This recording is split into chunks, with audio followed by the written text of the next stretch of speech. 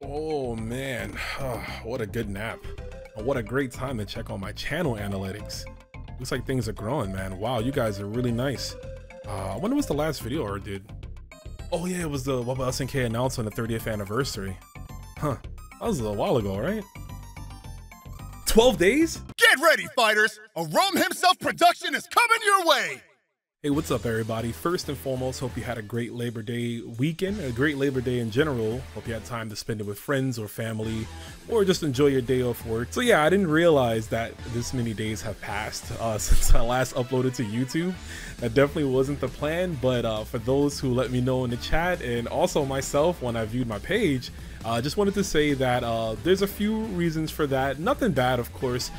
For those who found me through YouTube, if this is our first time really meeting, I want to say thank you for the support, you know, for all the love you guys have given me through the comments, through the viewership, through just the analytics as a whole. You guys have been really giving me more aspirations to keep this going and get more creative.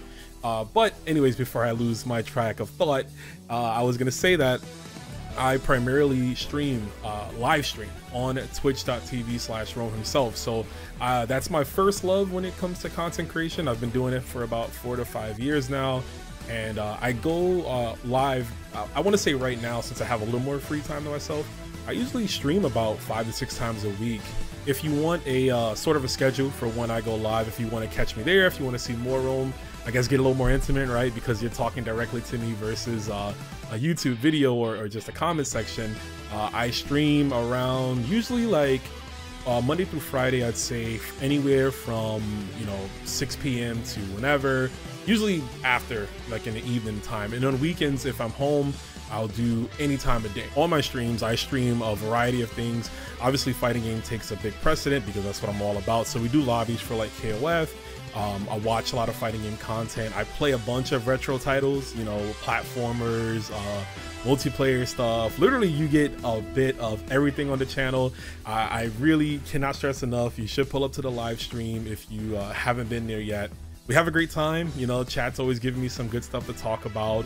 And in particular, you gotta tune in the Sunday streams. Those are the most fun. When I'm home on Sundays, I'm able to stream and we just watch like fighting game content, you know, and that varies from fighting game animes. We'll watch live tournaments, we'll watch pre-recorded tournaments too, because for me, it's a way to practice my commentary as well and get ready for actual events. But you get to see stuff like funny reviews like Tommy Tallarico here. This game looks and plays exactly like Street Fighter did on the Super Nintendo 15 years ago.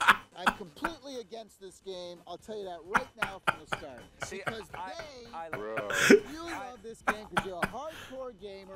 And you like this two-frame baloney. So yeah, I just wanted to get it out the way. Once again, you can find me on twitch.tv/Rome_himself if you want to see me more consistently on a live platform. Now, as far as YouTube is concerned, my YouTube projects that I'm working on right now require a little bit more attention than what I've been able to put out in the past like few days or weeks or so. A lot of that stuff was more reactionary based content, right? You know, someone posts something, I turn on my camera, I do like what I'm doing right here, so it doesn't require much editing or much, I don't want to say physical thought or preparing. But the videos that I'm working on right now, which I will have something up for you this week, the videos I'm working for now are a bit more complex. I have scripts that I write for them. They require a little more editing, and I am, as much as I've been doing this more often, I'm still very shy about my script writing. I feel like I could do a little bit better. I don't, I'm gonna say I don't use the best words I can all the time, or sometimes I feel like my editing might not be up to snuff. But these videos, trust me, you're gonna like them. Some of them are, I don't want to say think pieces, but they're a little bit out there, a little different than the norm. So yeah, they require more editing, some more script writing. So that's why I've been, I guess, not uploading to YouTube, but again, I didn't even realize it. I think time is just so fast, right? Like these days, everything just moves in an instant, and I didn't even notice that 12 days had passed. I'm just been here writing scripts, getting ideas, going live on streams, and that's it. And then all of a sudden, boom, 12 days. So to touch on the actual YouTube content that I have, the last video I made was talking about what SNK was going to be doing, or speculating at least what they'd be doing for the 30th anniversary of KOF 15. excuse me, of KOF series as a whole. And with that, also, there was a lot of announcements in between that I weren't planning on doing reactions to, right? The Capcom Fighting Collection, more news about Terry Bogard, etc., etc. So I figured I'd use this video here to not only update you on the stuff I have coming through the pipeline as far as YouTube videos, but, you know, give a little bit of a reaction to those things. Not really a full-on, you know, sit down, but just my brief thoughts on everything that's going on. I'll start off first with the KOF anniversary. So what SNK did reveal was a 30th anniversary project, which they're doing. They have a new website. It's called KOF30th.com. They have a new Twitter page as well, which you can follow, where they've been uploading concept art every day. And what is going on is, since the 25th, that was the full 30th anniversary, they have announced that they have a 30 project plan. Now, this is a pretty broad scale of things, right? I know in the video I did, we were more so speculating about like a collection or maybe a manga series, etc., etc. But this here could encapsulate all of that. These projects are varying from things. As you can see, they're releasing development documents, Relive the Passionate Memories, the KO series poster unveiled. They got, like, you know, stickers and screenshots and stuff like that. And recently, the one that's been going around is the sale for a bunch of KOF games. So you can get KOF 15 80% off. That's a great deal if you don't have the game. KOF 15, arguably one of the greatest fighting games out right now. It's definitely one of the best KOF games of all time, and a personal favorite game of mine. So get the game if you don't got it. I believe the other KOF games are also on sale. You can probably grab some titles like O2UM, 98 FE, Global Match, right? KOF 97 Global Match. Those games have rollback netcode, so you're able to play those games online with people, and the netcode is really good. So definitely give it a shot if you don't have them. Some of the other projects they have looks like we don't know exactly what they'll be. So a collection is still not off the table, right? A renewal report for a game like KOF 11, still not a ways from here. We can get that. We can have these things. In addition to, I'm sure, some news about the manga, maybe even some hints to KOF 16 in the future, right? I guess we'll just have to keep a look-see. But you can check it out again on their website, KOF30th.com, to see exactly what they will be uploading on these particular dates. So next up, this is really the meat and potatoes of the video, I think, is I wanted to give some bit of reaction to the Capcom Fighting Collection #2 that is going to be released at a later time. But yes, Capcom won, and they finally did it. The thing we thought would never happen. We have a modern port of Capcom vs. SNK 1 and 2. We have some additional games as well, which I'll talk about. But first and foremost, you know, I don't want to say I'm surprised that we're getting this collection. I'm more so surprised that we're getting it so soon. We just got the announcement of the Marvel vs. Capcom collection, which, funny enough, both those collections were announced during a Nintendo Direct, only about a month or two apart. And we have the announcement of the Marvel vs. Capcom collection. We still didn't even get that released yet, right? We know it's coming out digitally the end of September. I think physically you can get it in November, but we know it's coming out. We don't have it yet. So this is almost like old Capcom, right? Capcom of the 90s, where they would reveal and release a ton of fighting games side by side, sometimes in the same year. And yeah, we're getting 2 collections. But about the second collection, man, just to sum it up, this is something we've been asking for a very long time. There is 2 particular games on here, or 2 series of games, I should say, that folks have been wanting a re-release for. And just to get their hands on it, just to play it again, to remind them of their childhood or the arcade days, or so on and so forth. And let's talk about the games individually briefly. First off, Capcom versus SNK 1. A very, very cool game. A game that is, I don't want to say lost to time, but a game that at the time, at least on the Capcom side, when it comes to players, I know it wasn't as received as well. And not that it's a bad game or not, it's just, it was really different, right? CVS1 is a 4-button scheme, and some people don't know that. Capcom leaned in a lot on like trying to bring in SNK players, right? So, you know, they conform the game more to their style. There's the 2 different meter systems that they have. And of course the UI, I like the UI. I know some people prefer it over the sequel. But that's all, you know, up to judgment of the person and how they feel. But yeah, CVS1 being on here, it's a good game for historical purposes. And this is the pro version. I didn't play this version. To my understanding, this is the one that adds Joe Higashi and Dan to the game, as well as it does some like balance changes. I remember hearing that like Nakaruru was cheap and then they nerfed her.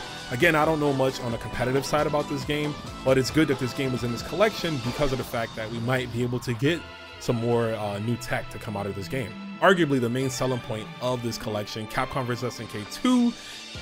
This is one of the games I mentioned people have been wanting for years and years, right? We got a bit of a taste of it when we saw SVC Chaos was released at EVO. Immediately people were questioning, where is CVS 2? CVS 2's gotta come. And I mean, we know just how amazing this game is. One of the greatest fighting games of all time. It is, and that's on both fronts. That's both competitive FGC scene, and that's also casuals. I still have both my copies of this game on the PS2 and the GameCube version. I still have them from years and years ago that I will, you know, hold near and dear to me, because this is a game that I played a buttload ton of with some friends back in middle school. And even in high school later on, I played a lot of CVS2. So it's going to be fun to see this game to be played now. Of course, I didn't mention, but all these games will have rollback netcode, and CVS2 on modern hardware with rollback netcode. What more can you ask? There's a lot of people who are going to be able to experience this game for the first time. And of course, if CVS 1 and 2 does well, you know CVS 3's got to be around the corner anytime. So the next two games is a series I really thought we'd never ever see again, and that is Power Stone 1 and 2. I'm gonna lump them in mostly because I don't know much about Power Stone 1. I'll talk about that in a second. Power Stone 2, however, I, like everyone else, have played this an enormous amount of times. I still have my Dreamcast disc for this game, and by still have my Dreamcast disc, I mean the bootleg disc I created about, I don't know, 6-7 years ago when I got my Dreamcast. I still have that. I played it a ton on the Dreamcast as well. I mean, this game is just such easy fun. It's the perfect example of just a button masher, just a fun experience, you know, something you could turn your brain off and play with a few friends. And that's going to be the main selling point, I think, of this game, is that this will be the first time Power Stone 2 is going to be played online with multiple people. Now, I think the PSP collection might have had online ports, correct me in the chat if so, but come on, that was PSP. That was how long ago? Almost 20 years ago at this point. Maybe even 20 years ago if you count Japan.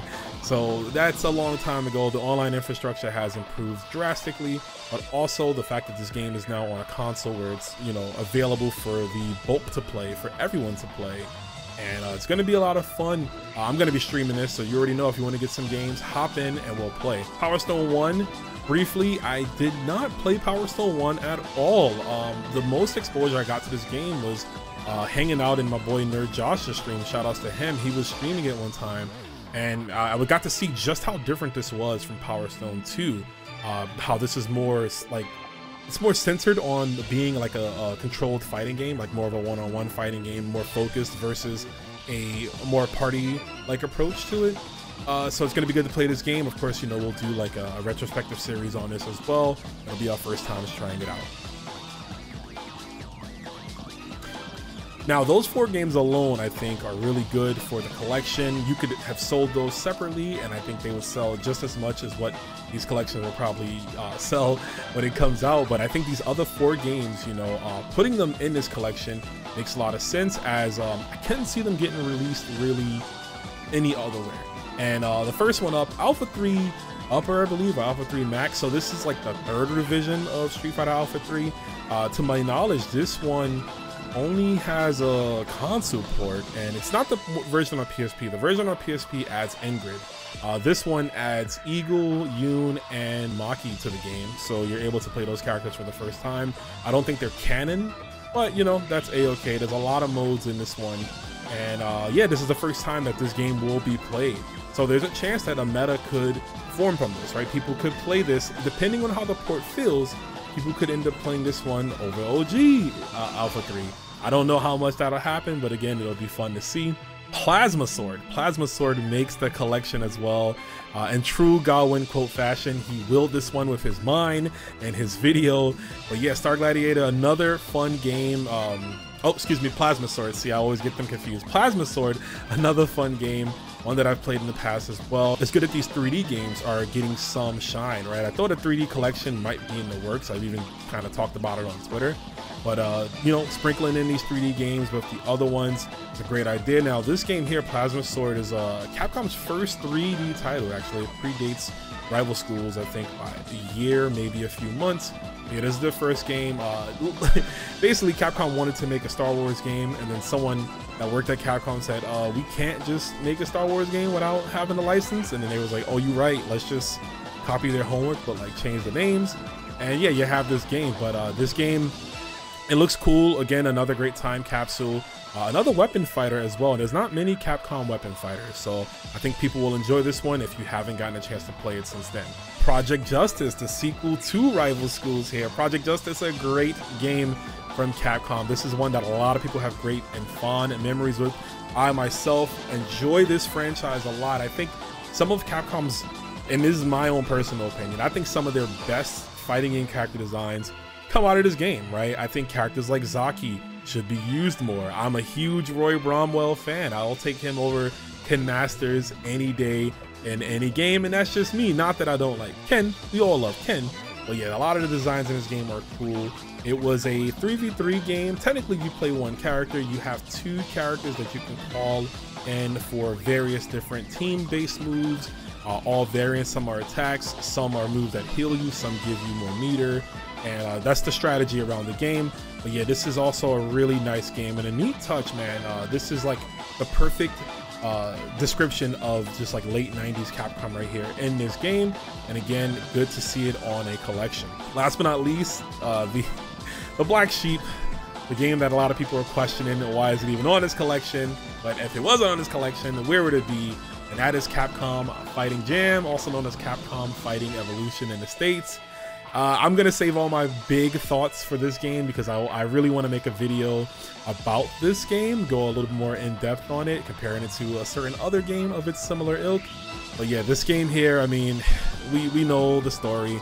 It came out at a rough time for Capcom. They were not really giving a damn about their fighting game division. This game is literally a Mugen. It's just a scrap of different characters from various different franchises all brought in.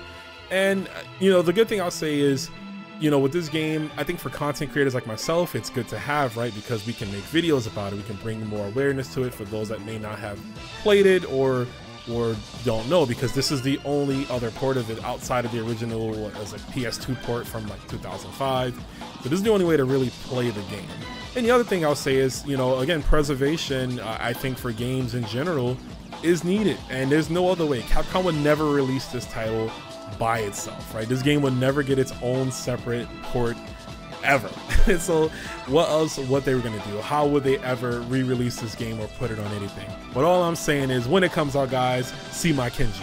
The only thing I think that could have made the collection even better and secured more money possibly, I think this would have been the perfect chance for Capcom to release the unfinished Capcom Fighting All-Stars, right? The 3D game that was canceled in favor for Capcom Fighting Jam. This would have been the perfect release for that, right? This collection would have been good. It could have gave it a bit more validity. And it's not the first time an unfinished game was released on a collection, right? The Samurai Showdown collection has the Samurai Showdown 5 Perfect, which was unfinished at the time. And even though it's not many differences from 5 Special, still is an unfinished game. And that was what made that collection sought after, right? When it came out, was, oh, is this new version of this game? I got to get hands on it. I think Capcom Fighting All-Stars being on this game, on this collection in some capacity, could have definitely sold even the people who may not get the game, right? And I know that's very few in between, but yeah, I just think that's a big opportunity missed. Hopefully we will somehow find a way to play that game in the future. But I guess overall, even though these thoughts were in brief, this collection is what I'm looking forward to. All right, this video is already getting way too long. I talk way too much, so I'll just ramble over these last two tidbits. Terry Bogard, we know, is coming out in Street Fighter 6 at the end of this month, and I just want to say that I will be streaming myself play Terry Bogard and Street Fighter 6. We're going to get Terry Bogard to Master Rank. I've never played Street Fighter 6 online long enough to get any character to Master Rank. Terry's going to be our first character. We might even enter a few tournaments or two. We'll take it very serious here because he deserves it. I mean, the character looks great. Capcom did a phenomenal job with all of his animations, his movesets, the background sprites. I mean, the love they put into Terry Bogard, even the stage, right? The amount of stage cameos in his trailers, just in everything. Terry looks great. He looks really good. We got some match footage coming out of Gamescom. And yeah, I'm ready to go. So I'm going to be playing Terry Bogard. I just wanted to give a little update on that for anyone who might be curious. And last but not least, Tokyo Game Show is also going to be the end of this month. I believe the dates are September, the last weekend of September. So it's like September 26th. Tokyo Game Show, more City of the Wolves news is on the way. SNK has done an interview with Neo Geo now, shout outs to him, where they kind of alluded to certain things, and I think TGS might be the event where they release them. Perhaps the information about a beta build, maybe another character we might be getting, character like Gato, we could finally see. We do now have a solid list of what the roster is going to be in terms of number count, and now it's just revealing the rest of the characters. So yeah, I will be live streaming Tokyo Game Show as well. Whatever news comes out of that for any fighting games, we will be dropping content for that. And before I end this video, I just want to say again, definitely check out my Twitch channel, twitch.tv/Rome himself. That's where I am majority of the time. You can catch me there. And as far as the YouTube content is coming, guys, thank you again. Just be a little more patient. Like I said, I'm working on some scripts for some cool stuff. Some ideas I have is like, what's the best Terry Bogard video? The video I'm working on right now is how fighting game sequels have improved in simplistic ways. I should be done with that one out throughout the week. I have a video where I want to do how Fatal Fury City of the Wolves can improve over KOF 15, right? Taking what KOF 15 had and possibly failed in and becoming a better game. There's some more too I'm working on. Don't want to spoil just about everything, but just keep it locked in. Hit the subscribe button if you haven't already. Follow me on all my social media platforms. I'll have the links in the chat, of course. With that being said, thank you guys again for all the support. I'm sorry for the 12 days of no content. I'll see you guys later. I'm Rome himself. You've been great. Peace. That's all for now, fighters. But if you've enjoyed what you've seen, be sure to like, comment, and subscribe. Also, don't forget to follow Rome's social media pages down below. Take care, see you next time, and most importantly, thank you for watching.